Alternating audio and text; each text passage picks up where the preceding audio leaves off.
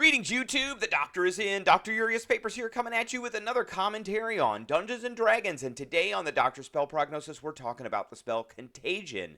But first, don't forget to hit that subscribe button. If you like this video, hit the like button.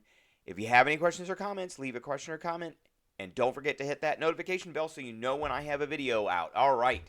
So, we're giving this spell a C-. I really don't like this spell at all. And I think with the C-, I'm giving it some credit. There's a little bit of a silver lining around this spell, but for the most part, it is a spell I would not be taking. It is usable, 5th level spell, usable by Clerics, Druids, Circle of the Spores Druids, Oathbreaker Paladins, and the Undying Warlocks. And again, if I were any of these classes, I would not be choosing this spell as one of my spell choices because it's a 5th level spell that essentially lasts maybe a round. So, one action, it's a range of touch. That's horrible. So if you're one of these classes, you've got to get right next to the thing that you want to affect with this. Verbal and somatic component, it has a duration of 7 days. That is totally misleading.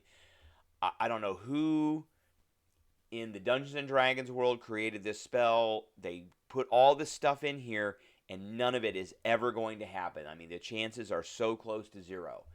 So your touch inflicts disease. Make a spell attack against a creature within your reach. On a hit, the target is poisoned. That's great. Okay, so what does poison do? Poison creature has disadvantage on attack rolls and ability checks. Okay, so there's no save for that. You touch them, but again, you have to be right next to them to touch them. I know there are some ways around that, but there are not very many ways around that. So you are putting yourself at risk by being there. Now, they're automatically poisoned if you hit them. No saving throw. That's great. But at the end of each of the poison target's turn, the target must make a Constitution saving throw. So there's the first hit. Constitution saving throw. Most things have a great Constitution, so more than likely they're going to make that save.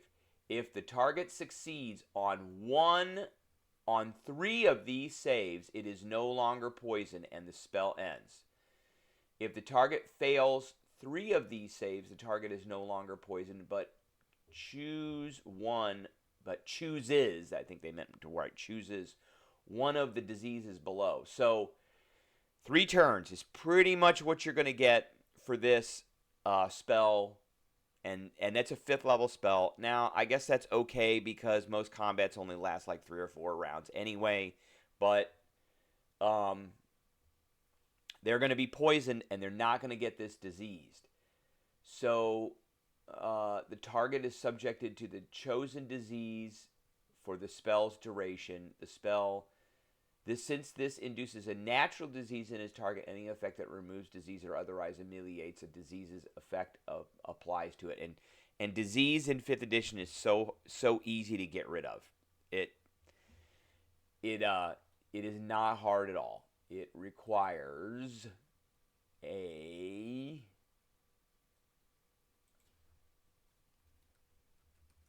restoration spell, I believe, which we have talked about already. Lesser restoration. You can touch a creature and can end either one disease or one condition. You can get rid of this contagion spell with a 2nd level spell. That's how easy it is. So you got blinding sickness, filth, fever, flesh rot, mind fire, seizure, or slimy doom. Which, you know, in combat, none of these are really going to take effect.